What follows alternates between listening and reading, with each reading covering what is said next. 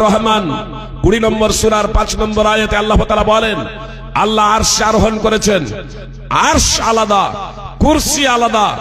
কুরসি যদি আল্লাহ তাআলার পায়ের পাতা রাখার জায়গা হয়, আর সেই জিনিসটাই, সেই কুরসিতে যদি আসমান সমূহ এবং পৃথিবীকে পরিবেষ্টন করে থাকে, তাহলে আরশ কত বড় আর সেই মহান আল্লাহ তাআলা কত বড় কল্পনা করতে পারেন? লাইসা কামিসলিহি শাই, সূরাতুশ শূরা 42 নম্বর সূরার 11 নম্বর আয়াত আল্লাহ তাআলা বলেন, তার সাথে তুলনা দেবার মতো কোনো বস্তুই নাই, তার সাথে তুলনা দেবার মতো কোনো কিছুই নাই। তো পার্থক্য হলো, আপনি সৃষ্টির উপাসনা করেন, জি, আপনি বলতে আমি বোঝাতে চাইছি অন্যান্য ধর্মাবলম্বীদের, যারা আজ এক অদ্বিতীয় বিশ্ববিধাতাকে ছেড়ে দিয়ে চন্দ্র, সূর্য, গ্রহ, নক্ষত্র, পাথর, প্রতিমার উপাসনা করে।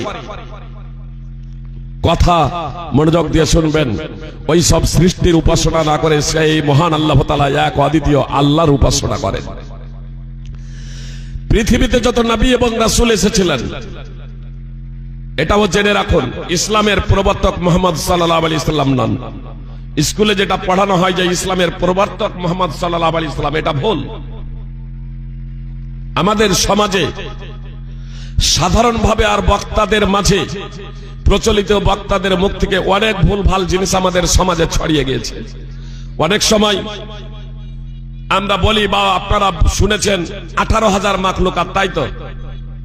যে 18,000 মাখলুকাত, মাখলুকাত মাখলুকের বহু বচন, মানে কি বলছে? 18,000 সৃষ্টি। কিন্তু আল্লাহ কি বলছেন? ওয়াইন তাউদ্দু নিমাতাল্লাহি লা তুসুহা, যদি তোমরা আল্লাহ তাআলার নিয়ামত রাজিকে গণনা করো, গণনা করে শেষ করতে পারবে না। তো কত সৃষ্টি আছে আল্লাহ বলছেন গণনা করে শেষ করতে পারবে না। বিজ্ঞানীরা আজকে বলছেন যে অগণিত নক্ষত্রই আছে। 18,000 এটা কোনো কোরআনের কথা নয়, এটা কোনো হাদিসের কথা নয়, এটা কিছু মানুষের উক্তি। বিভিন্ন মনীষী বিভিন্ন কথা বলেছেন। আমাদেরকে কোরআন এবং হাদিসের কথা বলতে হবে, কোরআন এবং হাদিস পেশ করতে হবে। আর এর জন্য বক্তব্য রাখার আগে বক্তাকেও কোরআন এবং হাদিস সম্পর্কে জ্ঞানার্জন করতে হবে। সুপ্রিয় ভাই এবং বোন, খুব সংক্ষেপে আমি প্রথমত কয়েকটি কথা বলবো, তারপরে বক্তব্যকে আগে বাড়াবো ইনশাআল্লাহ। কথায় একটু মনোযোগ দিয়ে শুনবেন। বক্তব্য রাখলেই বক্তা জান্নাতে যাবে এমন কোনো কথা নয়। একদা মুহাম্মদ সাল্লাল্লাহু আলাইহি সাল্লাম দেখলেন কিছু মানুষের ঠোঁট আগুনের কেঁচি দিয়ে কাটা হচ্ছে, কিছু মানুষের ঠোঁট আগুনের কেঁচি দিয়ে কাটা হচ্ছে। নবী সাল্লাল্লাহু আলাইহি সাল্লাম জিবরিল আলাইহিস সালামকে জিজ্ঞেস করলেন, মান হাউলা ইয়া জিবরিল, হে জিবরিল, এই লোকগুলো কারা? এই লোকগুলো, এই মানুষগুলো কারা? তো জিবরিল আলাইহিস সালাম জবাবে বললেন, খুতাবাউ বিন উম্মাতিক আল্লাযীনা ইয়ামুরুনা আন-নাসা বিল বিররি ওয়া ইয়ানসাউনা আনফুসাহুম ওয়া হুম ইয়াতলুনাল কিতাবা আফালা ইয়াকিলুন। জিবরিল আলাইহিস সালাম বললেন, এগুলো তোমার উম্মতের হচ্ছে খতিব, এগুলো তোমার উম্মতের হচ্ছে বক্তা, এগুলো তোমার উম্মতের দায়ী, এগুলো তোমার উম্মতের মুবাল্লিগ, প্রচারক, বক্তা। এই সেই সব বক্তা, সেই সব খতিব, সেই সব দায়ী, মুবাল্লিগ, প্রচারক, যারা লোকেদেরকে সৎ কাজের আদেশ করত কিন্তু নিজেরা সৎ কাজ করত না, লোকেদেরকে নেকির কথা বলতো, লোকেদেরকে ভালো কথা বলতো, কিন্তু নিজেরা ভালো কাজ করত না। অথচ তারা কিতাব অধ্যয়ন করত, আল্লাহর গ্রন্থ পড়তো। তারা কি বুঝে না? সিলসিলা সাহিহা হাদিস সহিহ। সুপ্রিয় ভাতৃবৃন্দ ও ভগিনীবন, মুহাম্মদ সাল্লাল্লাহু আলাইহি সাল্লামকে দেখানো হয়েছিল ভবিষ্যতে কি কি হবে। মুহাম্মদ সাল্লাল্লাহু আলাইহি সাল্লামের উম্মতের কিছু বক্তা, তারা বক্তব্য তো রাখবে কিন্তু বক্তব্য অনুযায়ী আমল করবে না। এজন্য কোন বক্তার যদি ফল যদি দেখতে পান, যারে ওই বক্তাকে তো নামাজ পড়তে দেখি না, তো এটা ভাববেন না যে নামাজে কোনো প্রকারের ছাড় আছে। নামাজে কোন প্রকারের ছাড় আছে, জানবেন যে ওই বক্তা মুহাম্মদ সাল্লাল্লাহু আলাইহি সাল্লামের ওই ভবিষ্যৎবাণী, যার আগুনের, যার ঠোঁট আগুনের কেঁচি দিয়ে কাটা হবে। এমনকি সহিহ বুখারী এবং মুসলিমে হাদিস আছে। সহিহ বুখারী হাদিস নম্বর 3267, সহিহ মুসলিম হাদিস নম্বর 2989। ওসামা রাদিয়াল্লাহু তাআলা আনহু সূত্রে বর্ণিত রাসূল সাল্লাল্লাহু আলাইহি সাল্লাম বলেছেন, একজন মানুষ তার নাড়ি ভুঁড়ি নিয়ে জাহান্নামে ঘুরতে থাকবে। জাহান্নামীরা তার কাছে এসে জিজ্ঞেস করবে, আপনি কি উমুক নন? আপনার এই অবস্থা কেন? আপনার এই অবস্থা কেন? হে উমুক, আপনার এই অবস্থা কেন? আপনি কি সৎ কাজের আদেশ এবং অসৎ কাজে বাধা প্রদান করতেন না? কুনতা তা'মুরু বিল মা'রুফ ওয়া তানহা আনিল মুনকার, আকুনতা তা'মুরু বিল মা'রুফ ওয়া তানহা আনিল মুনকার। আপনি কি সৎ কাজের আদেশ এবং অসৎ কাজে বাধা দিতেন না?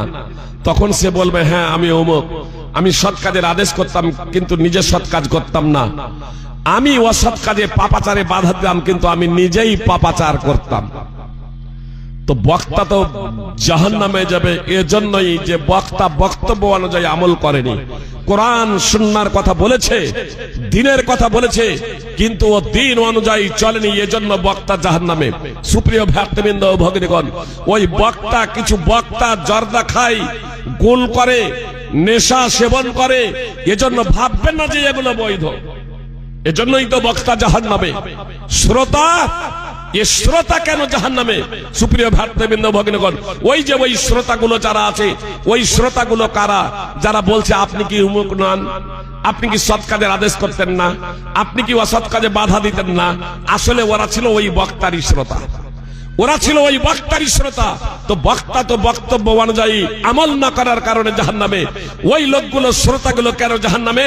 ওই শ্রোতারা ওই বক্তার বক্তব্য শুনেছে, ওই বক্তা যেমন আমল করেনি, এ শ্রোতারাও মনোযোগ দিয়ে শুনেনি, শুনে মূল্যায়ন করেনি, বাস্তবায়ন করেনি, কোরআন এবং সুন্নাহ অনুযায়ী চলেনি। জালসা তো শুনেছে, জালসা শুনেছে, বক্তব্য শুনেছে, বক্তব্য অনুযায়ী জীবনযাপন না করার জন্য তারাও জাহান্নামে যাবে। সহিহ বুখারী এবং মুসলিমের হাদিস।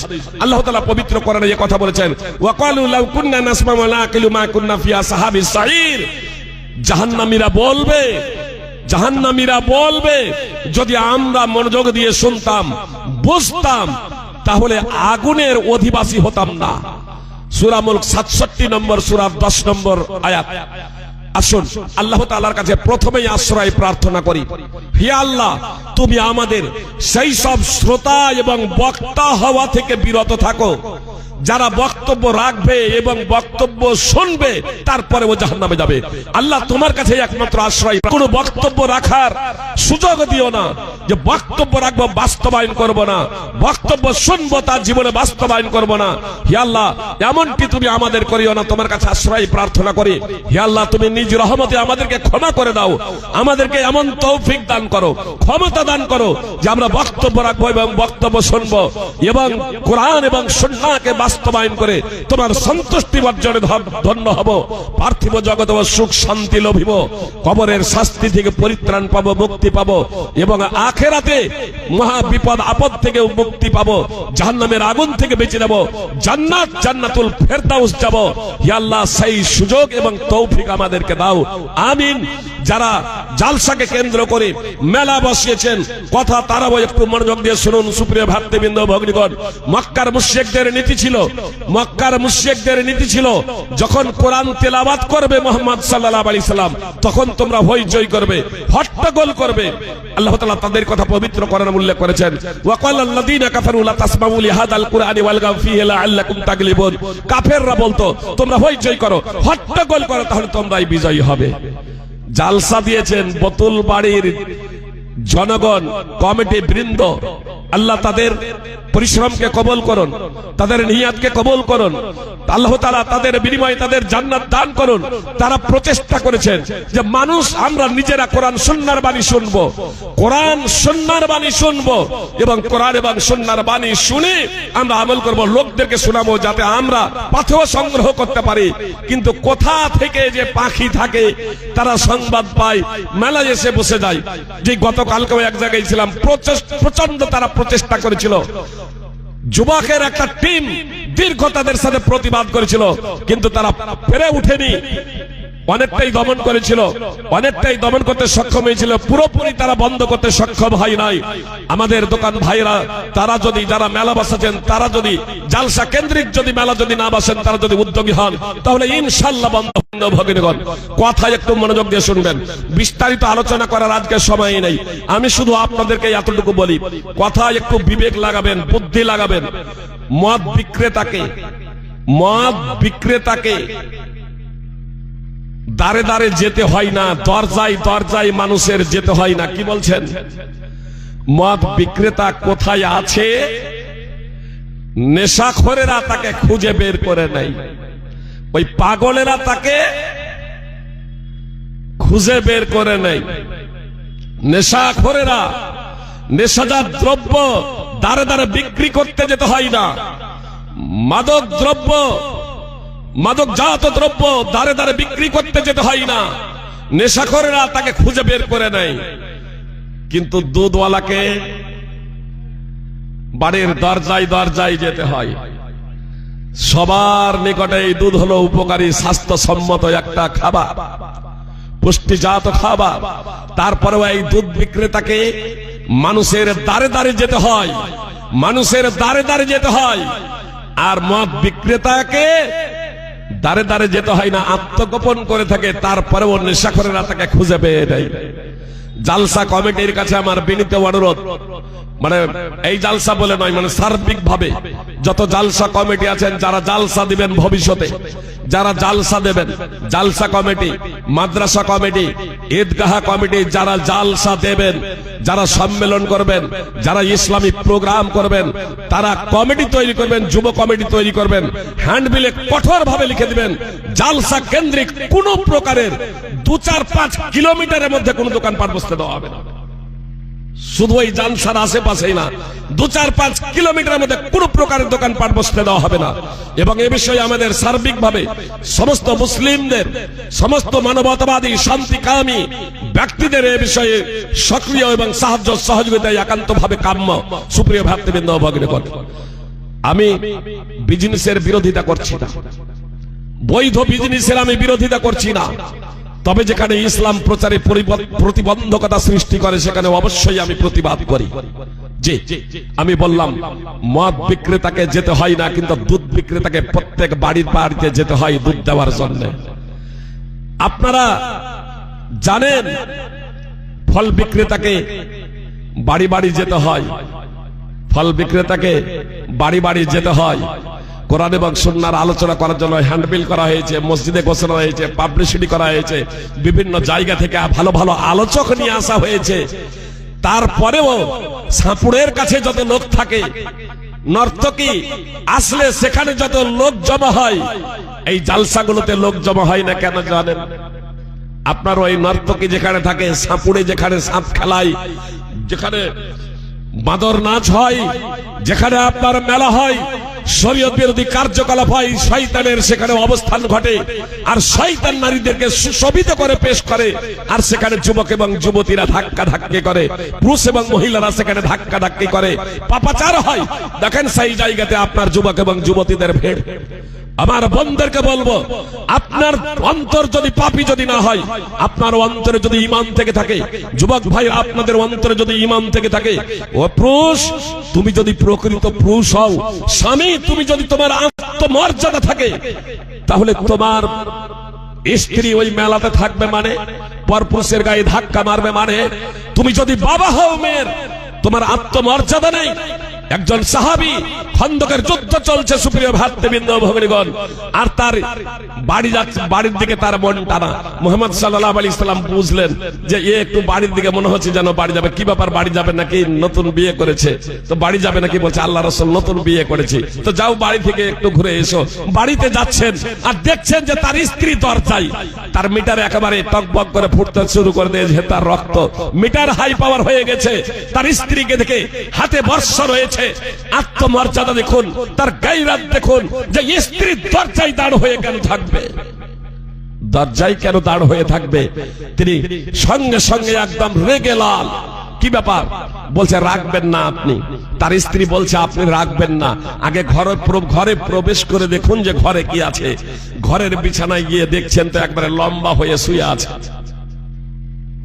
এক বিশাল সহিহ মুসলিমের হাদিস, এক লম্বা হয়ে শুয়ে আছে। হাতে যে বর্ষা ছিল অস্ত্র, সেই অস্ত্রের দ্বারা তাকে আঘাত করলো। বর্ণনাকারী বলছেন যে সাপ আগে মারা গেল না এই যুবক আগে মারা গেল, এটা বলতে পারবো না, তাহলে দুজনেই মারা গেল। সাপ আগে মারা গেল না যুবক আগে মারা গেল বলতে পারবো না, তবে দুজনেই মারা গেল একই সাথে। সুপ্রিয় ভ্রাতৃবৃন্দ ভগ্নীগণ, আসলে ওটা সাপ ছিল না, ছিল জিন, সাপের রূপ ধরে।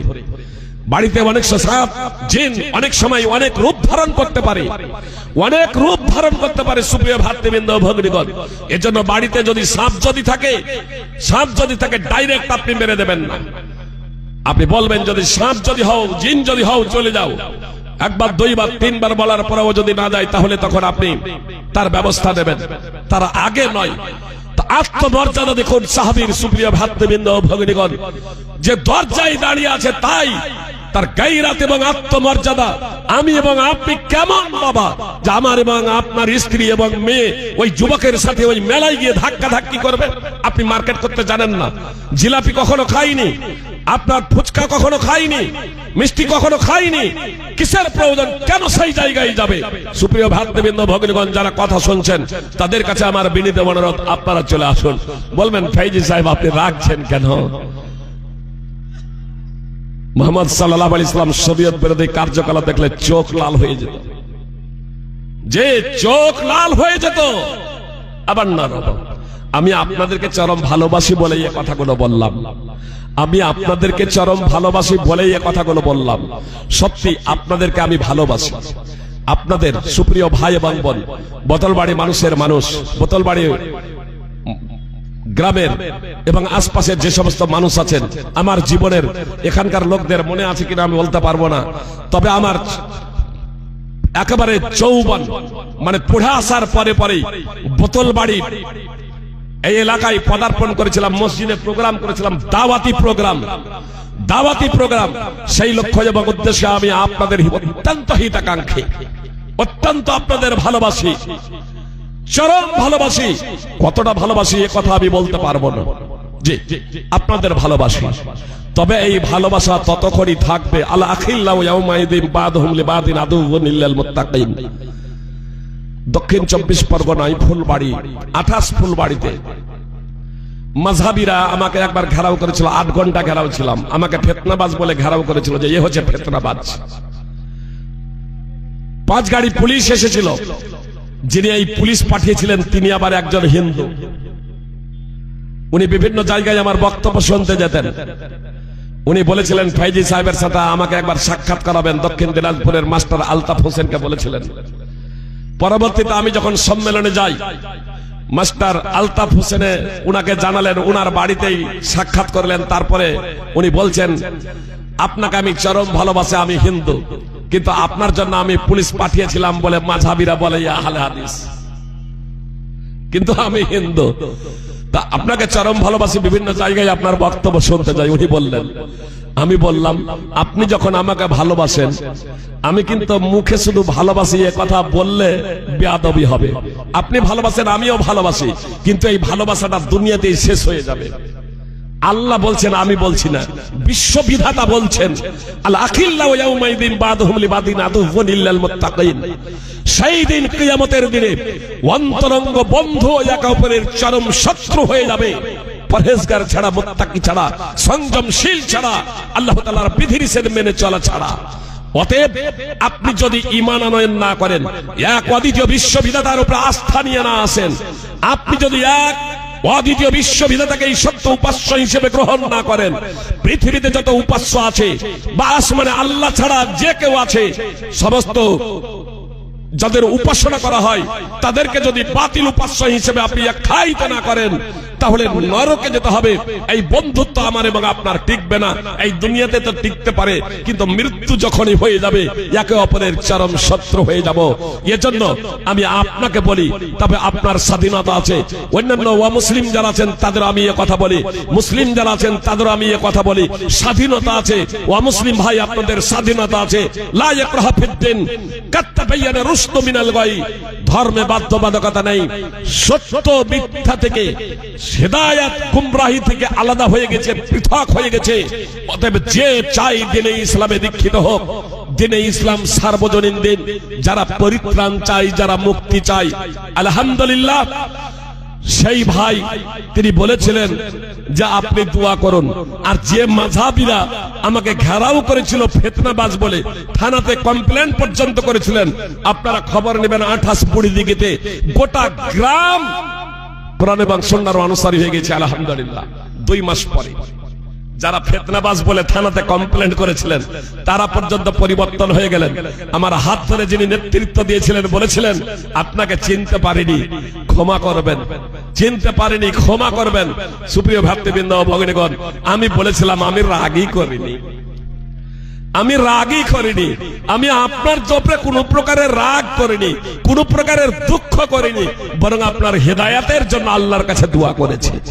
আপনাদের জন্য আমি আল্লাহর কাছে হেদায়াতের দোয়া করি সুপ্রিয় ভ্রাতৃবৃন্দ ভগিনীগণ, যাতে আমরা জান্নাতে যেতে পারি। আরে এই দুনিয়াটা কি? আমরা তো আসলে জান্নাত চোখে দেখিনি, জাহান্নামও চোখে দেখিনি। আমরা শুনেছি, শোনা কথা তো আর দেখার মতো নয়। শোনা কথা তো আর দেখার মতো নয়। যে কারণে এই পৃথিবীর আগুন যদি কারো বাড়িতে লেগে যায়, মনে করুন আমার বাড়িতে আগুন লেগে গিয়েছে, আমার সন্তান সন্ততি স্ত্রী বিভোর ঘুমে ঘুমাচ্ছে, তো তাদেরকে ছেড়ে দিয়ে নিজের জীবন নিয়ে আমি বের হয়ে যাব? না তাদেরকে বাঁচানোর জন্য আমি সর্বাত্মক প্রচেষ্টা করব? কি বলছেন? তাদেরকে বাঁচানোর জন্য আমি সর্বাত্মক প্রচেষ্টা করব। তাদেরকে বাঁচানোর জন্য আমি সর্বাত্মক প্রচেষ্টা করব। সুপ্রিয় ভ্রাতৃবৃন্দ ভগিনীগণ, শুধু আমিই বাঁচবো তাই নয়, জাহান্নামের আগুন থেকে এই পৃথিবীর আগুন জাহান্নামের আগুনের 70 ভাগের 1 ভাগ। কি বললাম?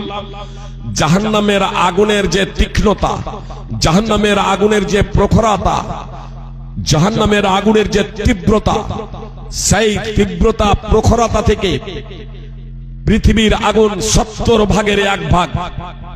পৃথিবীর আগুনে কেউ পুড়লে শেষ হয়ে যাবে, মরে যাবে, কিন্তু জাহান্নামের আগুনে কেউ পুড়লে মারা যাবে না। বলবেন এত প্রখর, এত তীক্ষ্ণ, তারপরে ও মারা যাবে না কেন? মারা যাবে না কেন জানেন? আপনার পরকালের জীবনটা হচ্ছে স্থায়ী জীবন, আর দুনিয়ার জীবনটা হচ্ছে ক্ষণস্থায়ী জীবন। এই জীবনের মৃত্যু আছে, কিন্তু ওই জাহান্নামে যাওয়ার পরে আর মৃত্যু হবে না। সুপ্রিয় ভ্রাতৃবৃন্দ ভগিনীগণ, সুতরাং আবু সাঈদ আল খুদরি রাদিয়াল্লাহু তাআলা আনহু সূত্রে বর্ণিত আছে, রাসূল সাল্লাল্লাহু আলাইহি সাল্লাম বলেছেন, জান্নাতীরা জান্নাতে যাবে, যারা ঈমানদার, যারা সৎ কর্মশীল তারা জান্নাতে যাবে। যারা ঈমানদার, যারা সৎ কর্মশীল তারা জান্নাতে যাবে। আর যারা কাফের, যারা মুশরিক, যারা পাপাচারী, যারা নাস্তিক, যারা এক কথায় অমুসলমান, নামটা মুসলমান কিন্তু ইসলাম অনুযায়ী জীবন যাপন করে না, এরা জাহান্নামে যাবে, এরা নরকে যাবে। তারপরে একজন ঘোষণাকারী ঘোষণা দেবে, ও জান্নাতীরা। তখন জান্নাতীরা ঘাড় আর মাথা উঁচু করে তাকাবে, ঘাড় মাথা উঁচু করে তাকাবে, বলবে দেখো একে চিনতে পারছো? ধূসর রঙের দুম্বা, একটা দুম্বাকে ধূসর রঙের আকৃতিতে নিয়ে আসা হবে জান্নাত আর জাহান্নামের মাঝে। তারপরে একজন ঘোষণাকারী ঘোষণা দিয়ে জান্নাতীদেরকে ডাক দেবেন, হে জান্নাতীরা এই দিকে তাকাও। তখন তারা ঘাড় মাথা উঁচু করে ওই ধূসর রঙের দুম্বার দিকে তাকাবে এবং তারা বলবে, হ্যাঁ একে চিনতে পারছি, এ হচ্ছে মৃত্যু, এ হচ্ছে মরণ। তার কারণ পৃথিবীতে সবাই মরণের স্বাদ পেয়েছে, একবার মারা গেছে, ইন্তেকাল করেছে। তো জান্নাতীরা বলবে, হ্যাঁ একে চিনতে পারছি, এ হচ্ছে মৃত্যু। এবার জাহান্নামীদের ডাক দিয়ে বলবে, হে জাহান্নামীরা এই দিকে তাকাও। তখন জাহান্নামীরা ঘাড় মাথা উঁচু করে তাকাবে, বলবে দেখো একে চিনতে পারছো? বলবে হ্যাঁ চিনতে পারছি, এ হচ্ছে মৃত্যু। সুম্মা ইউদবাহ, মুহাম্মদ সাল্লাল্লাহু আলাইহি সাল্লাম বলছেন, তারপর এই মৃত্যুটাকে, ওই দুম্বাটাকে জবাই করে দেওয়া হবে। জবাই করে দেওয়া হবে। তারপর জান্নাতীদের বলা হবে তোমরা জান্নাতে আনন্দ উপভোগ করতে থাকো, এর ফলে জান্নাতীদের আনন্দ বেড়ে যাবে। আর জাহান্নামীদের বলা হবে তোমরা ব্যথা বেদনা দুঃখ ভোগ করতে থাকো, এর ফলে তাদের ব্যথা বেদনা বেড়ে যাবে। জান্নাতীদের বলা হবে তোমরা স্থায়ী, তোমাদের আর মৃত্যু হবে না, এর ফলে জান্নাতীদের আনন্দ বেড়ে যাবে। আর জাহান্নামীদের বলা হবে তোমরা স্থায়ী, তোমাদের মৃত্যু হবে না, এর ফলে তাদের ব্যথা দুঃখ বেদনা তাদের বেড়ে যাবে, তাদের কষ্ট বেড়ে যাবে। সুপ্রিয় ভাতৃবৃন্দ ভগ্নীগণ, সহিহ মুসলিম এবং সহিহ বুখারীর হাদিস, সহিহ বুখারী হাদিস নম্বর 4730 নম্বর হাদিস, আব্দুল্লাহ ইবনে উমর রাদিয়াল্লাহু তাআলা আনহু সূত্রে ও বুখারী মুসলিমে হাদিস আছে এই মর্মেই। সুপ্রিয় ভাতৃবৃন্দ ভগ্নীগণ, এজন্য জাহান্নামে যাওয়ার পরে আর মানুষের মৃত্যু হবে না, জান্নাতে যাওয়ার পরে মানুষের আর মৃত্যু হবে না। সুপ্রিয় ভাতৃবৃন্দ ভগ্নীগণ, আমরা আসলে জান্নাত এবং জাহান্নাম দেখিনি, এজন্য ইবাদত করতে আমাদের কষ্ট হয়। জান্নাত জাহান্নাম দেখিনি, এজন্য ইবাদত করতে কষ্ট হয়, ইবাদত করতে মন বসে না। সুপ্রিয় ভাতৃবৃন্দ ভগ্নীগণ, আমরা পাপাচার থেকে বিরত হতে পারি না, পাপাচারে লিপ্ত হয়ে যাই। সাময়িক মজা, জৈবিক চাহিদার প্রলোভনে পড়ে গিয়ে আমরা পাপাচার অহরহ করে চলেছি। সুপ্রিয় ভাতৃবৃন্দ ভগ্নীগণ, মুহাম্মদ সাল্লাল্লাহু আলাইহি সাল্লামকে দেখুন।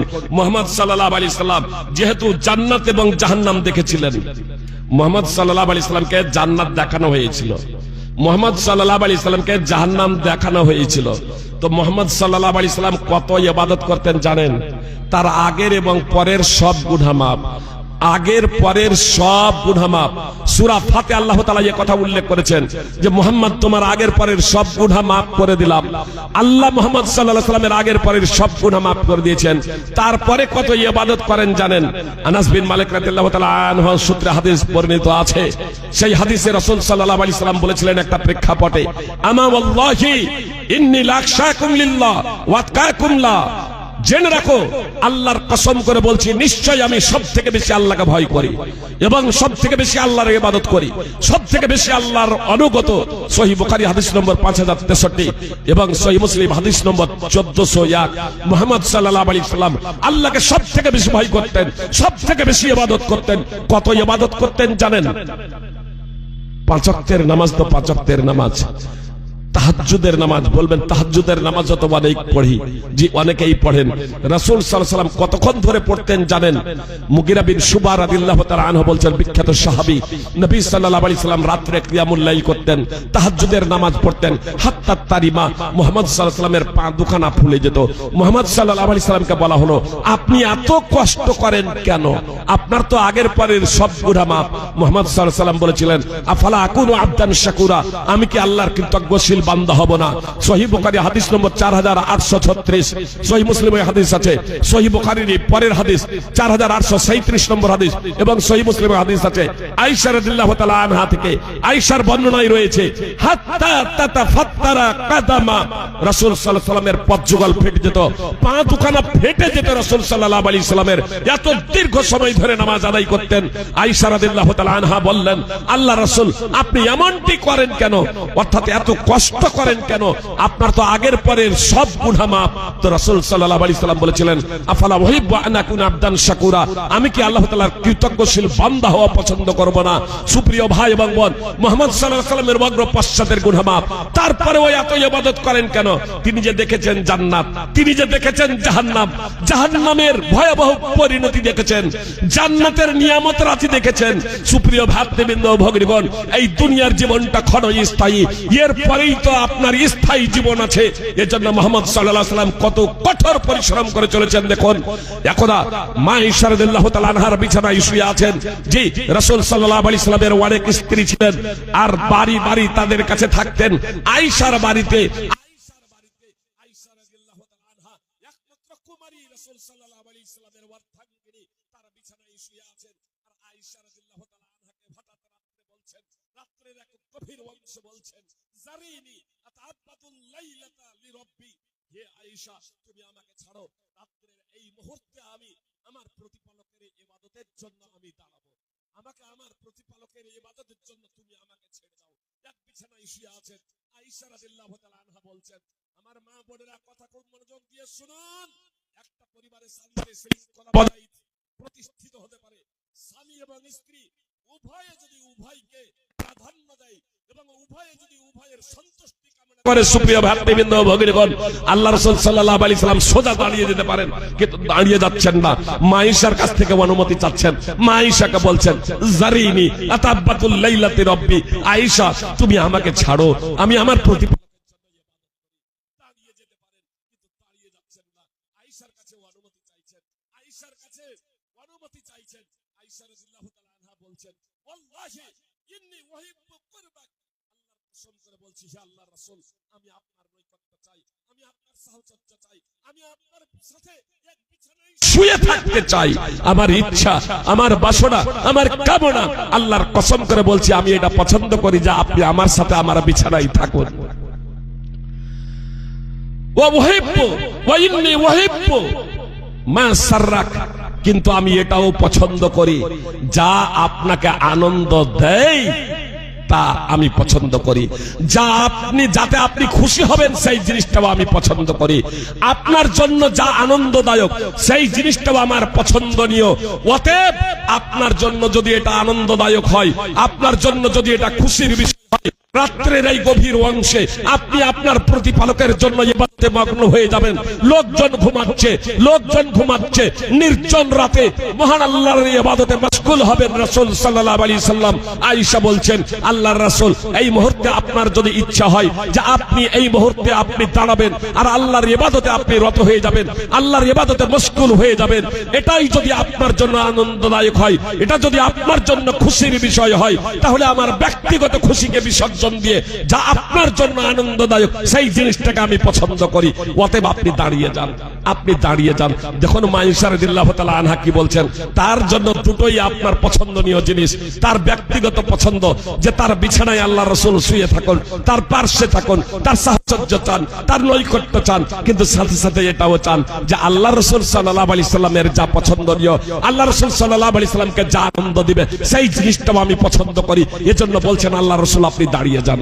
আল্লাহর নবী সাল্লাল্লাহু আলাইহি সাল্লাম দাঁড়িয়ে গেলেন। কি আল্লাহর রাসূল যার অগ্র পশ্চাতের গুনাহ মাফ, অগ্র পশ্চাতের গুনাহ মাফ, সুপ্রিয় ভাতৃবৃন্দ এবং ভগিনীগণ, অগ্র পশ্চাতের গুনাহ মাফ, যার জন্য জান্নাত অবধারিত, তিনি এত ক্লান্ত, তিনি এত কষ্ট করে ইবাদত করেন কেন? সুপ্রিয় ভাই এবং বোন, তিনি জান্নাত দেখেছেন, তিনি জাহান্নাম দেখেছেন, তিনি আল্লাহর পরিচিতি সম্পর্কে অবগত আছেন।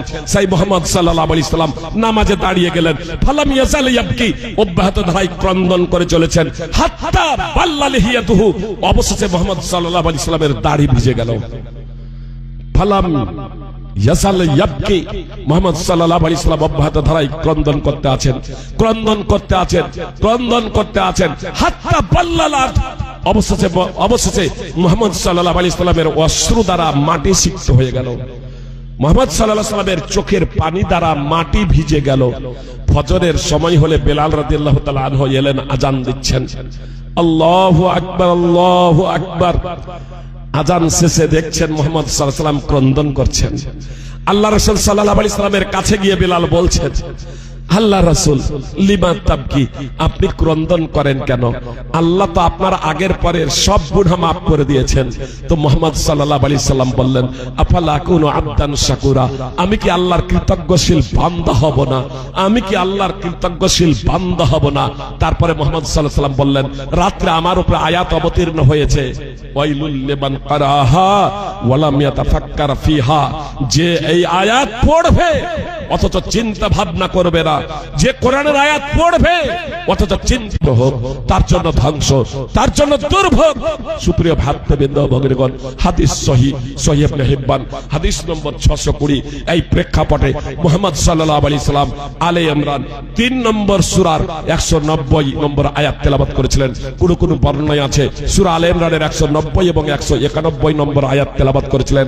নবী সাল্লাল্লাহু আলাইহি সাল্লামের অগ্র পশ্চাতের গুনাহ মাফ, নবী সাল্লাল্লাহু আলাইহি সাল্লামের অগ্র পশ্চাতের গুনার মাপ। আমার আপনার তো অগ্র পশ্চাতের গুনাহ মাপ নয়, আমরা তো সাধারণ মানুষ, আমাদের চলতে ফিরতে উঠতে বসতে পাপ হয়ে যায়, তারপরেও আমরা এত ভয় ডরহীন কেন? মরলে আমাদের পরিণতি কি হবে? সুপ্রিয় ভাতৃবৃন্দ ভগিনীগণ, আপনি কি ভেবেছেন? আমি কি ভেবেছি? আপনি নামাজ পড়েন, আপনার স্ত্রী পড়ে না, আপনি নামাজ পড়েন, আপনার স্ত্রী পর্দা করেন না, নামাজ নামাজ পড়েন, নেশাজাত দ্রব্য সেবন করেন, একদিকে নেকি করছেন, একদিকে পাপাচার করেই চলেছেন অব্যাহত ধারায়। সন্তান সন্ততি নামাজ পড়ে না, শরীয়ত বিরোধী কার্যকলাপে তারা জড়িত, অথচ আমরা একেবারে ভয় ডরহীন ভাবে জীবনযাপন করি। কেমনে? আল্লাহর নবী সাল্লাল্লাহু আলাইহি সাল্লামের উপরে কোরআনের আয়াত অবতীর্ণ হচ্ছে, ওয়ানদির আশিরাতাকাল আকরাবিন। এই আয়াত যখন অবতীর্ণ হয়ে গেল, আল্লাহ বলছেন মুহাম্মদ সাল্লাল্লাহু আলাইহি সাল্লামকে সম্বোধন করে, তুমি তোমার নিকট আত্মীয়কে ভীতি প্রদর্শন করো, সতর্ক করে দাও। সূরাতুশ শুআরা 26 নম্বর সূরা 214 নম্বর আয়াত অবতীর্ণ হচ্ছে। আয়েশা রাদিয়াল্লাহু তাআলা আনহা সূত্রে বর্ণিত সহিহ মুসলিম হাদিস নম্বর 205, নবী সাল্লাল্লাহু আলাইহি সাল্লাম বের হয়ে যাচ্ছেন, ফাতেমাকে ডাক দিয়ে বলছেন, সাফিয়া রাদিয়াল্লাহু তাআলা আনহাকে ডাক দিয়ে বলছেন, বংশাবলীকে ডাক দিয়ে বলছেন, তোমরা তোমাদের নিজেদের জাহান্নামের আগুন থেকে বাঁচাও, আল্লাহর দরবারে আমি তোমাদের জন্য কিছু করতে পারবো না। সালুনি মিন মালি মা শিতুম, আমার ধন সম্পদ থেকে তোমাদের যা ইচ্ছা চেয়ে নাও। সহিহ বুখারী এবং সহিহ মুসলিম হাদিস আছে, সহিহ বুখারী হাদিস নম্বর 4771, সহিহ মুসলিম হাদিস নম্বর 2204 এবং 206। আবু হুরায়রা রাদিয়াল্লাহু তাআলা আনহু সূত্রে হাদিস বর্ণিত, রাসূল সাল্লাল্লাহু আলাইহি সাল্লাম তার বংশের নাম ধরে ধরে ডাক দিয়েছিলেন।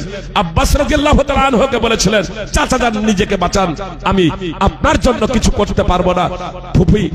ফুফি সাফিয়া রাদিয়াল্লাহু তাআলা আনহাকে বলেছিলেন, ফুফি যান নিজেকে জাহান্নামের আগুন থেকে বাঁচান, আমি আপনার জন্য আল্লাহর দরবারে কিছু করতে পারবো না। নিজের কলিজার টুকরা ফাতেমা রাদিয়াল্লাহু তাআলা আনহাকে সম্বোধন করে বলেছিলেন, ইয়া ফাতেমা তো বিনত মুহাম্মদ সালেনি মা শিতি মিন মালি লা বুগদি আনকি মিনাল্লাহি শাইয়া, পার্থিব ধন সম্পদ যা চাওয়ার আছে আমার কাছে চেয়ে নাও, আল্লাহর দরবারে আখিরাতে কাল কিয়ামতের দিবসে আমি তোমার জন্য কিছু করতে পারবো না যদি তুমি কিছু না করে যাও।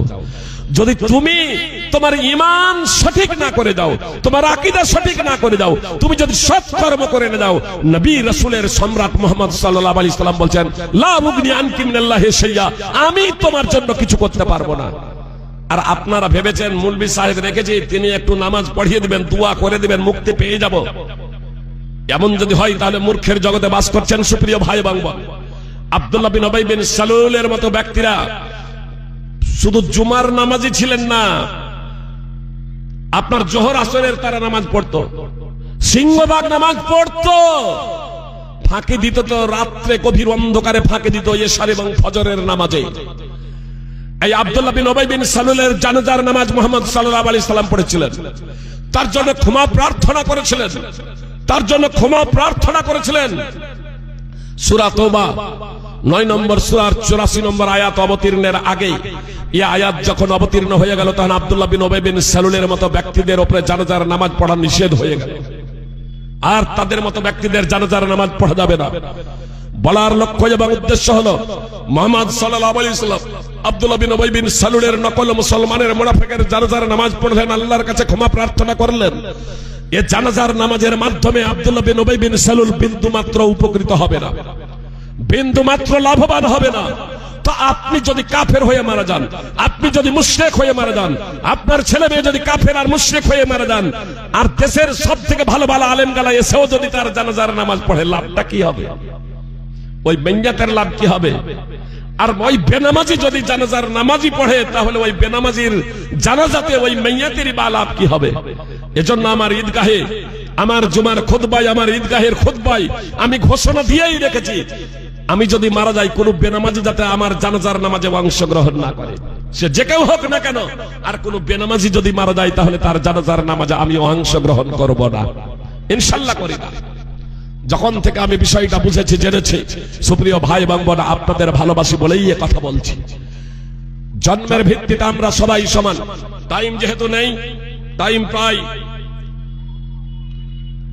আর মাত্র 11 মিনিট আছে, আমি নির্যাস আপনাদের সামনে পেশ করে দিই। সুপ্রিয় ভাই এবং বোন, আজকে আমরা জন্মসূত্রে, আজকে আমরা নিজেদের পরিচয় দিই জন্মসূত্রে যে আমরা মুসলমান, কিন্তু জেনে রাখবেন জন্মসূত্রে আমরা সবাই সমান। জন্মসূত্রে আমরা কেউ একে অপরের থেকে শ্রেষ্ঠতর নয়। আর এজন্যই শিশু অবস্থায় কেউ যদি মারা যায়, তাহলে সে জান্নাতে যাবে। শিশু অবস্থায় কেউ যদি মারা যায়, জান্নাতে যাবে। সামরা বিন জুনদাব রাদিয়াল্লাহু তাআলা আনহু সূত্রে বিখ্যাত হাদিস, বিখ্যাত হাদিস, জিবরিল এবং মিকাইল আলাইহিস সালামকে জিজ্ঞেস করেছিলেন রাসূল সাল্লাল্লাহু আলাইহি সাল্লাম যে ইব্রাহিম আলাইহিস সালামের পাশে বাগিচায় যে বসে আছে ওরা কারা, ওরা কারা? তো মুহাম্মদ সাল্লাল্লাহু আলাইহি সাল্লামকে জিবরিল এবং মিকাইল এই দুইজন ফেরেশতা জবাব দিয়েছিলেন ফাকুল্লু মাউলিদিন মাতা আলাল ফিতরা, এরা হচ্ছে সেই সব শিশু যারা ফিতরাতের উপরে মৃত্যুবরণ করেছে। মুহাম্মদ সাল্লাল্লাহু আলাইহি সাল্লাম এই কথা যখন বলছেন সাহাবাদের সামনে, তখন প্রশ্ন করে বসলেন কেউ ওয়াউলাদুল মুশরিকিন, মুশরিকদের ছেলে মেয়েরা।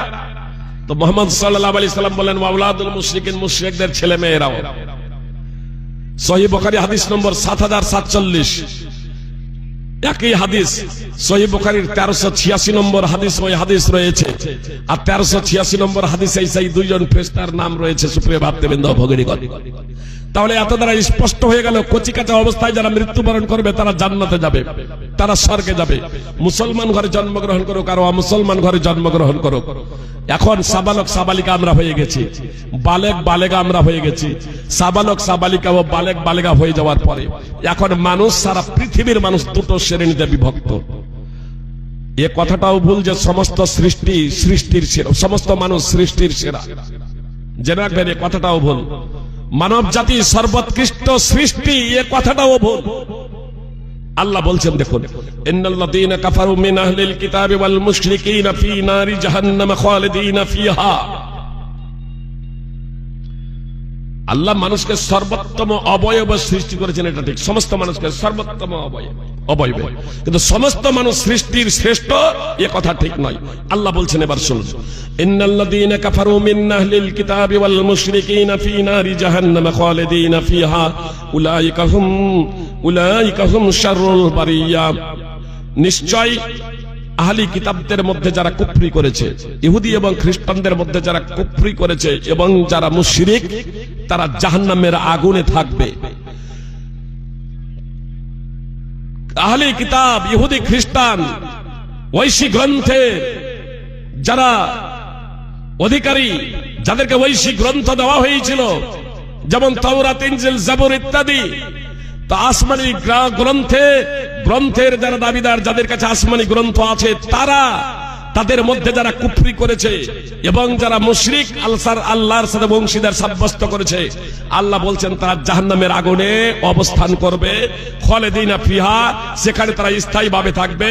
উলাইকা হুম শাররুল বারিয়া, ওরাই হলো নিকৃষ্ট সৃষ্টি। আল্লাহ কি বললেন?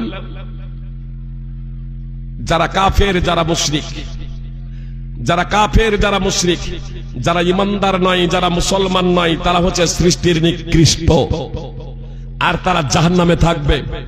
আল্লাহ বলছেন, ইন্নাল্লাযীনা আমানু ওয়া আমিলুস সালিহাতি উলাইকা হুম খায়রুল বারিয়া।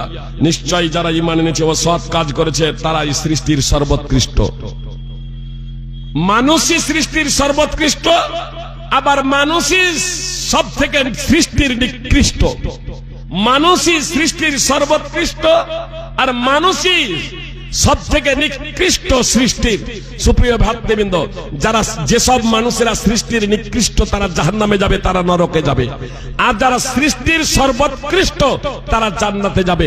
আর এই সৃষ্টির সর্বোৎকৃষ্ট যদি হতে হয় তাহলে দুটা গুণ আপনাদের অবলম্বন করতে হবে, একটা হচ্ছে ঈমান আর নম্বর 2 হচ্ছে সৎকর্ম।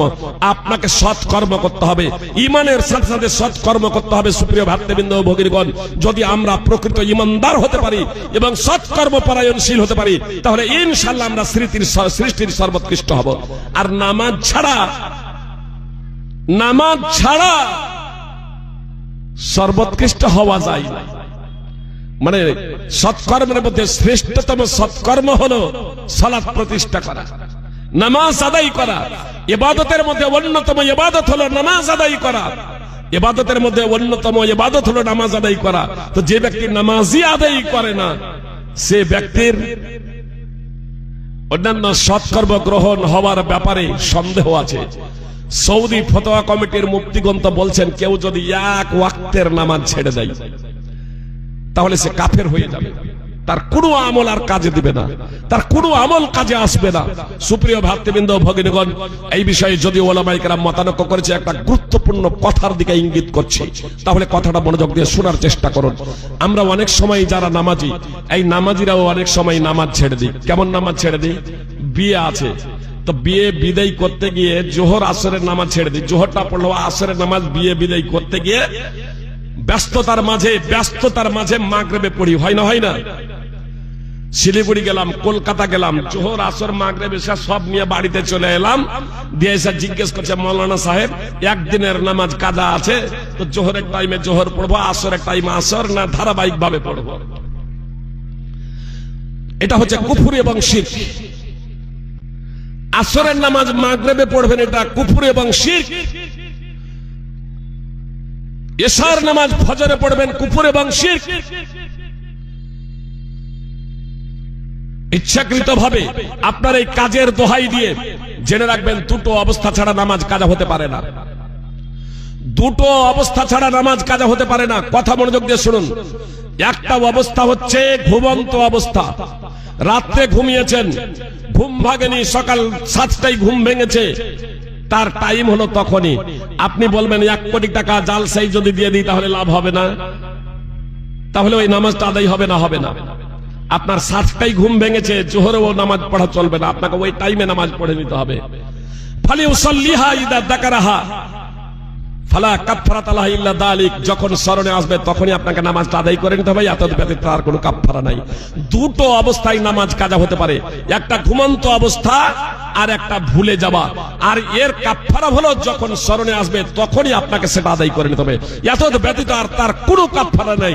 টাকা পয়সা দিয়েও আপনার মুক্তি পাওয়া যাবে না, আপনাকে যখনই স্মরণে আসবে তখন আপনাকে নামাজ আদায় করে নিতে হবে। বলবেন সকাল 10টায় বিমানে চেপেছি, কথা খুব মনোযোগ দিয়ে শুনুন। অনেক সময় কাপড় অপবিত্রতার দোহাই দিই, জি বিমানে আছে কাপড় অপবিত্র হয়ে গেছে, এখন করণীয় কি? আর এক্সট্রা কোনো কাপড় নেই। 10টায় চেপেছেন, নামবেন যখন সূর্য অস্তমিত হবে, মানে জোহরের টাইম হয়নি, আপনি বিমানে চেপেছেন, আর যখন মাটিতে নামবেন সূর্য অস্তমিত হয়ে যাবে, আপনার ওযু করা যাবে না বিমানে, আপনার কাছে মাটিও নেই, কাপড়ও অপবিত্র হয়ে গেছে। এই কাপড় অপবিত্র হয়ে গেছে এর বাহানা দিয়ে, জি আপনার পানি নেই এর বাহানা দিয়ে, মাটি নেই এর বাহানা দিয়ে আপনি নামাজ মাগরিবের পরে পড়বেন সূর্য অস্তমিত হয়ে যাওয়ার পরে, এটাও চলবে না। আপনাকে ওই নির্ধারিত সময়ে নামাজ আদায় করে নিতে হবে। সফরে জোহর এবং আসর জামা বেনে সালাতাইন করতে পারেন, অর্থাৎ জোহর এবং আসরকে একসাথে পড়তে পারেন, দুই টাইমের মধ্যে যে কোনো টাইমে, জোহরের টাইমে বা আসরের টাইমে, বা জোহরের শেষ টাইম বা আসরের প্রথম টাইমে, অনুরূপ ভাবে মাগরিব এবং ইশাকে যে কোনো টাইমে পড়তে পারেন, কিন্তু নির্ধারিত সময় আপনাকে নামাজ আদায় করতে হবে। আল্লাহ বলেন, ইন্নাস সালাতা কানাত আলাল মুমিনিনা কিতাবাম মাওকুতা, সূরা নিসা 4 নম্বর সূরার 103 নম্বর আয়াত। মুমিনদের জন্য নির্ধারিত সময়ে নামাজ আদায় করা অপরিহার্য কর্তব্য, অতএব আপনাকে নির্ধারিত সময়ে নামাজ আদায় করতে হবে। বলবেন আমি আমার যে ওযু নেই, ওযু হচ্ছে নামাজের জন্য শর্ত, ওযু নেই, তায়াম্মুম করবেন, মাটি নেই, তাহলে কি করবেন? জি ওযু নেই তাই ওযু করতে হবে না, মাটি নেই তায়াম্মুম করতে হবে না। জি আপনার বিমানের গায়ে আপনাকে হাত বুলাতে হবে না, সিটে আপনাকে হাত বুলাতে হবে না। অন্তরে পবিত্রতার নিয়ত করুন, অন্তরে পবিত্রতার নিয়ত করুন। জি আর ওই অন্তরে পবিত্রতার নিয়ত করে আপনি যেভাবে ইচ্ছা বিমানে বসে বসে ইশারায় আপনি নামাজ পড়ে নেন, ইশারায় নামাজ পড়ে নেন, বিনা ওযুতে, বিনা তায়াম্মুমে। সহিহ বুখারী হাদিস নম্বর 336, সহিহ মুসলিম হাদিস নম্বর 367, সুনানে নাসাই হাদিস নম্বর 223। ইমাম বুখারী এবং ইমাম নাসাই একটা অনুচ্ছেদই রচনা করেছেন এই মর্মে, যদি পানিও না পাওয়া যায়, যদি মাটিও না পাওয়া যায়, যদি পানিও না পাওয়া যায়, যদি মাটিও না পাওয়া যায়, এই পানি পাওয়া যায় না, মাটি পাওয়া যায় না, এর দোহাই দিয়ে নামাজ কাজা করা যাবে না। তো তা যদি না যায় তো বিয়ে বাড়ির দোহাই দিয়ে আর কাজের দোহাই দিয়ে নামাজ কাজা করা যাবে? নামাজ কাজা করা যাবে না। নামাজ যারা ইচ্ছাকৃতভাবে কাজা করে তারা মহাপাপ করে, এটা হচ্ছে কুফর এবং শিরক। যদি এই কাজা করাটাও না যায় তাহলে নামাজ ছেড়ে দেওয়া সাবালক সাবালিকা হয়ে যাওয়ার পরে যাবে? কি বলছেন? এখন শীতের সময় না, শীতের সময় নয়, শীতের সময়। সফরে আছি, কালকে মাগরিবে এশার নামাজ পড়ে নিয়েছি, আজকে ও মাগরিবে এশার নামাজ পড়ে নিয়েছিলাম, জামা বেনে সালাতেন, সফরে আছি। এবার প্রথম আযান হচ্ছে, প্রথম আযানের পরে শীতের সময় মাঝে প্রসাব করেছি, তারপরেও ওই কষ্ট করে আবার ওযু করলাম, নামাজ পড়ে নিয়েছিলাম, তারপরেও আবার ওযু করলাম, যে নামাজ পড়লাম। কেন জানেন? মেহজান রাদিয়াল্লাহু তাআলা আনহু সূত্রে বর্ণিত, তিনি বলছেন রাসূল সাল্লাল্লাহু আলাইহি ওয়াসাল্লামের সাথে এক বৈঠকে বসেছিলাম। আজান হলে রাসূল সাল্লাল্লাহু আলাইহি ওয়াসাল্লাম নামাজ পড়তে চলে যান, আর নামাজ পড়ে এসে আমাকে দেখেন যেখানে বসেছিলাম সেখানেই আছি। তখন নবী সাল্লাল্লাহু আলাইহি ওয়াসাল্লাম আমাকে বলছেন, মা মানাকা আন তুসাল্লিয়া আলাস্তা বিরাজুলিন মুসলিম, তোমাকে নামাজ পড়তে বাধা কিসে দিল? তুমি কি মুসলমান পুরুষ নও? ভাষাটা দেখুন, মানে নারীদের উপরে সবসময় নামাজ ফরজ নয়, মহিলাদের উপরে সবসময় নামাজ ফরজ নয়, নেফাসের অবস্থায় থাকতে পারে, পিরিয়ডের অবস্থায় থাকতে পারে, ঋতুর অবস্থায় থাকতে পারে। আর বাচ্চাদের উপরে নামাজ ফরজ নয়, শিশু বাচ্চাদের উপরে। এজন্য মুহাম্মদ সাল্লাল্লাহু আলাইহি ওয়াসাল্লাম বলছেন, আলাস্তা বিরাজুলিন মুসলিম, তুমি কি মুসলমান পুরুষ নও? তুমি নামাজ পড়লে না কেন? তো সে বলছে, আল্লাহ রাসূল, আপনার এখানে যখন আসি তখন আমার পরিবারে আমি নামাজ আদায় করে এসেছি। মানে বিভিন্ন জায়গায় বিভিন্ন সময় নামাজ নয়, বিভিন্ন সময় বিভিন্ন জায়গায় 15 মিনিট আধা ঘন্টা আগা পিছা নামাজ হয়। তো ও বলছে, আমার পরিবারে নামাজ আদায় করে এসেছি। তো মুহাম্মদ সাল্লাল্লাহু আলাইহি সাল্লাম বললেন, যখন তুমি কোথাও যাবে, ইযা জিতা ফাসাল্লি মান নাস, আর লোক কোথাও যখন তুমি যাবে তো লোকেদের সাথে নামাজ পড়ে নেবে। ওয়া ইন কুনতা কাদ সাল্লাইত, যদিও সেই নামাজটা তুমি আগে পড়ে নিয়েছো। শুনে নেন সাই হাদিস নম্বর 857। অর্থাৎ এখান থেকে বোতল বাড়ি যাচ্ছেন, আর আজান দিয়ে যখন প্রথম জামাত হচ্ছে, জি প্রথম জামাত হচ্ছে, আপনি ওখানে আছেন, আপনি জামাতে শরীক হয়ে যান, শামিল হয়ে যান, যাতে ওখানকার মানুষেরা এটা না ভাবে যে ও মুসলমান, এ মুসলমান নয়। তার কারণ নবী সাল্লাল্লাহু আলাইহি সাল্লাম মুসলমান এবং অমুসলমানের মাঝে নামাজকে বর্ডার নির্ধারণ করেছেন। আল-হাদুল্লাযী বাইনানা ওয়া বাইনাহুমুস সালাহ ফামান তারাকাহা ফাকাদ কাফার। আমাদের মাঝে এবং তাদের মাঝে, অর্থাৎ মুসলমানদের মাঝে এবং অমুসলিমদের মাঝে পার্থক্য নির্ণয়কারী হলো নামাজ। যে ব্যক্তি নামাজ ছেড়ে দিল সে কুফর করলো। শুনেন তিরমিজি হাদিস নম্বর 2621। সুপ্রিয় ভাতৃবৃন্দ, ভগিনীগণ, এজন্য আপনাদের কাছে আমার বিনীত অনুরোধ যে সৎ কাজ করুন, অসৎ কাজ থেকে বিরত থাকুন। গুণের ভিত্তিতে আমরা সর্বোৎকৃষ্ট হব, আবার এই গুণের কারণেই আমরা সর্বনিকৃষ্ট জাতিতে পরিণত হয়ে যাব। সর্বনিকৃষ্ট জাতিতে আমরা পরিণত হয়ে যাব আমরা যদি কুফর এবং শিরক যদি করি। আজকে মুসলমানদের এই দুরবস্থা, এর অন্যতম কারণ হলো যে আজকে আমাদের ঘরে ঘরে শিরক, আজকে আমাদের ঘরে ঘরে কুফর, আজকে আমাদের সমাজে বেনামাজি নাই, আমাদের পরিবারে বেনামাজি নাই। সুপ্রিয় ভক্তবৃন্দ, ভগিনীগণ, নওয়াজ বিন সামান রাসূলুল্লাহ সাল্লাল্লাহু আলাইহি ওয়াসাল্লামকে বলছেন, আল্লাহ রাসূল, নেকি কাকে বলে, পাপ কাকে বলে, নেকি কি, পাপ কি? তো মুহাম্মদ সাল্লাল্লাহু আলাইহি সাল্লাম বললেন, হুসনুল খুলক, সদাচরণ হচ্ছে নেকি, সদাচরণ হচ্ছে নেকি। আর পাপ ওয়াল ইসমু মাহাকা, ওয়াল ইসমু মাহাকা ফি সাদরিক ওয়া কারিহতা ইয়াতালিয়া আলাইহিন নাস। তোমার অন্তরে যা দ্বিধাদ্বন্দ্ব সৃষ্টি করে, আর তুমি এটা অপছন্দ করে যে লোকে দেখে নিক। সুপ্রিয় ভাই বোন, কথা খুব মনোযোগ দিয়ে শুনুন। আমার কিছু বোন যখন ফেরিওয়ালা আসে, হাতটা বাড়িয়ে দেয় চুড়ি পরার জন্য, বৈধ। পাশ দিয়ে যদি হঠাৎ যদি মৌলবি সাহেব যদি চলে এসেছে বা তালেবে ইলম, তো বলছে জাত চলে গেল, জাত চলে গেল। কেন? ও জানছে যে এটা পাপাচার করছে। ইয়ে বেয়াদব বিড়ি আর সিগারেট খাচ্ছে, আর মৌলবি সাহেবকে দেখে পায়ের তলায় চাপা দিচ্ছে। আল্লাহ নবী সাল্লাল্লাহু আলাইহি ওয়াসাল্লাম বললেন, যা তোমার পাপ হলো এটাই যে তোমার অন্তরে দ্বিধাদ্বন্দ্ব সৃষ্টি করে, আর তুমি এটা অপছন্দ করো যে লোকে দেখে নিক। লোক দেখে তুমি লজ্জা করছো, অপমানিত হচ্ছ, তুমি পায়ের তলায় চাপা দিচ্ছ, এটাতে পাপ কাজ তুমি বুঝতে পারছো না। আল্লাহ তাআলা আমাদের নেকি অর্জন করার এবং পাপাচার থেকে বিরত থাকার তৌফিক দান করেন, আমিন। সুপ্রিয় ভক্তবৃন্দ, ভগিনীগণ, কিছু প্রশ্ন দিয়েছিলেন কিন্তু সময় শেষ, কি করব? জি, তাহলে সংক্ষিপ্ত ভাবে বলবো। তার আগে এই নামাজ প্রসঙ্গে শুধু একটা হাদিস, একটু অংশ তাহলে আমি আপনাদের বলি, কেন নামাজের জন্য আমি এত জোর দিই। সহিহ ইমাম বুখারী হাদিসটাকে 3টা জায়গাতে নিয়ে এসেছেন। সহিহ বুখারী 1143 নম্বর হাদিস, 1386 নম্বর হাদিস, 7047 নম্বর হাদিস। সামরা বিন জুনদাব রাদিয়াল্লাহু তাআলা আনহু সূত্রে বর্ণিত, একজন ব্যক্তি শুয়ে আছে, আর একজন ব্যক্তি পাথর হাতে করে দাঁড়িয়ে আছে। পাথর হাতে করে দাঁড়ানো ব্যক্তি শায়িত ব্যক্তির মাথায় মারছে পাথরটা, মাথাটা চূর্ণ বিচূর্ণ হয়ে যাচ্ছে। যতক্ষণে পাথরটা কুড়িয়ে নিয়ে আসছেন, মাথাটা আবার আগের মতো স্বাভাবিক হচ্ছে, আবার মারছেন, চূর্ণ বিচূর্ণ হচ্ছে। মুহাম্মদ সাল্লাল্লাহু আলাইহি ওয়াসাল্লাম জিবরিল এবং মিকাইল, এই বিখ্যাত দুজন ফেরেশতাকে জিজ্ঞেস করেছিলেন যে এই লোকটাকে যাকে এইভাবে প্রহার করা হচ্ছে, তো বলছে এই লোকটা কোরআন শিখেছিল, তারপরে কোরআন ছেড়ে দিয়েছিল, নামাজ পড়তো না, ওয়ায়ানামু আনিস সালাতিল মাকতুবা, নামাজ থেকে ঘুমিয়ে থাকতো, নামাজ ছেড়ে ঘুমিয়ে থাকতো। ইমাম ইবনে হাজার আসকালানী রাহিমাহুল্লাহ সহিহ বুখারীর 1143 নম্বর হাদিসকে কেন্দ্র করে বলছেন যে ইমাম বুখারীর অনুচ্ছেদ রচনা দেখে প্রতীয়মান হয়, অনুচ্ছেদ রচনার ধারাবাহিকতা দেখে প্রতীয়মান হয় যে এই ব্যক্তি শুধু এশার নামাজ পড়তো না, মানে এক ওয়াক্তের নামাজ পড়তো না। আর হাদিসেও এক বচন শব্দ ব্যবহার করা হয়েছে, ওয়ায়ানামু আনিস সালাতিল মাকতুবা, সালাত এক বচন, সালাওয়াত বহু বচন, তো সালাত ব্যবহার করা হয়েছে। তো ইমাম ইবনে হাজার আসকালানী বলছেন যে শুধু এশার নামাজ পড়তো না, মানে বাকি চার ওয়াক্তের নামাজ পড়তো। তো 4 ওয়াক্তের নামাজ পড়া সত্ত্বেও এক ওয়াক্তের নামাজ না পড়ার কারণে তার পরিণতি কি জানেন?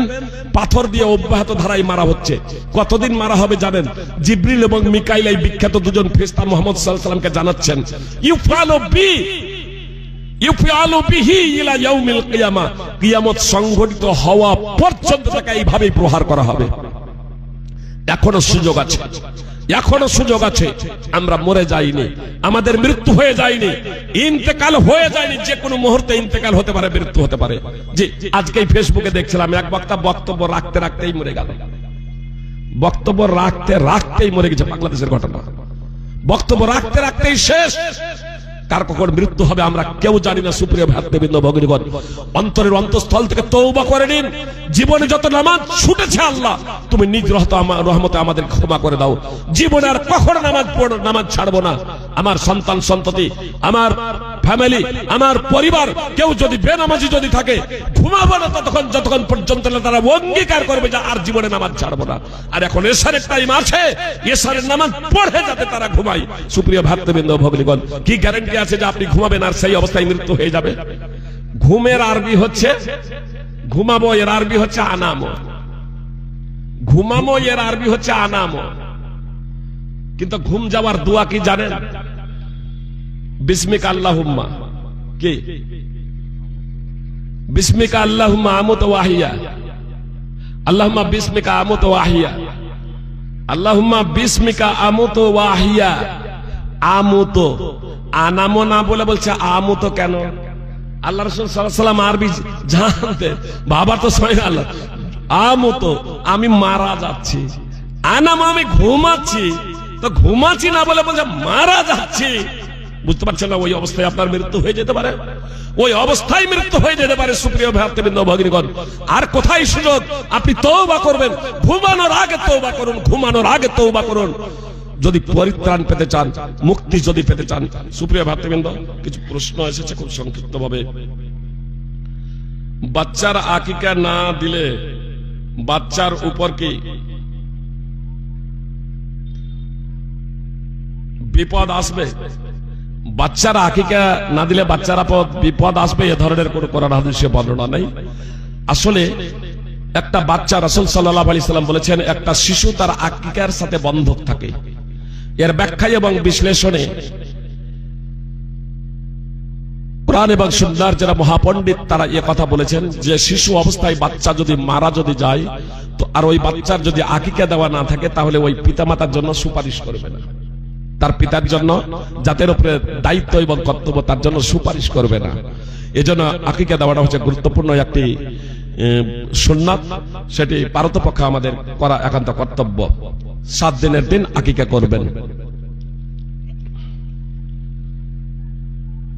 মায়ের পেটের ভিতরে বাচ্চা আছে কিন্তু সেই মা মারা গেছে, তাহলে বাচ্চাকে কি করা উচিত? যে পেটের কোন মায়ের পেটে বাচ্চা আছে, মায়ের ইন্তেকাল হয়ে গেছে, এটা যদি বুঝতে পারা যায় যে মায়ের ইন্তেকালের পরেও মাতৃ জঠরে বাচ্চা জ্যান্ত রয়েছে, মাতৃ জঠরে বাচ্চা জ্যান্ত রয়েছে, এবং সেটা যদি 4 মাসের পরে হয়, তাহলে ডাক্তারের পরামর্শে, সব ডাক্তারের পরামর্শে অপারেশন করে সেটা বের করা যায়, কোনো সমস্যা নেই। 4 মাসের পরে, মানে 4 মাসের পরেই 8টা ফোঁকা হয়, 4 মাসের আগে 8টা ফোঁকা হয় না। সহিহ বুখারী হাদিস নম্বর 3208। তাহলে বলবেন যে 4 মাসের আগে কি হত্যা করা যায়? কেউ কেউ প্রশ্ন করেন যে 4 মাসের আগে যদি বাচ্চাকে মেরে ফেলে দেওয়া হয় তাহলে পাপ হবে। অবশ্যই পাপ হবে, তার কারণ সেটা হচ্ছে জীব, তার জীবন আছে, জীব হত্যার মহাপাপে আপনি পাপী হবেন।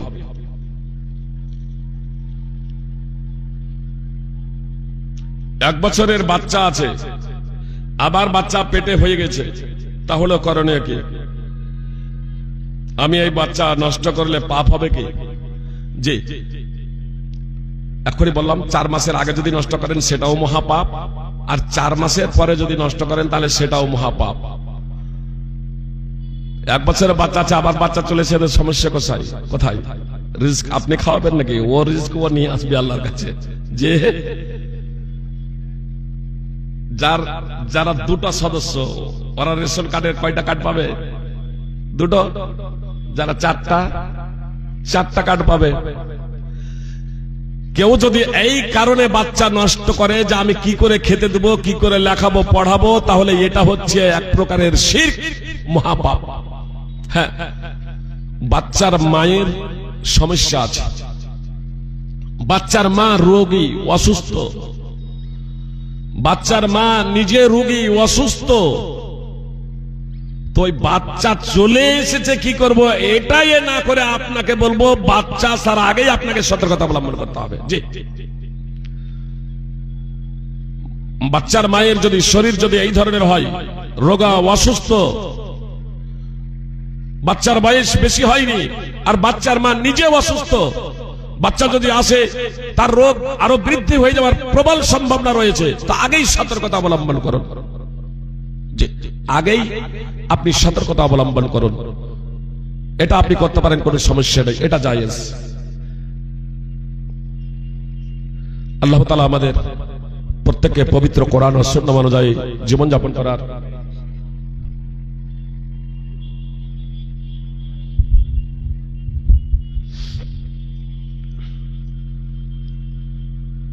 ছেলে ও মেয়ের ফরজ গোসলের নিয়ম কি?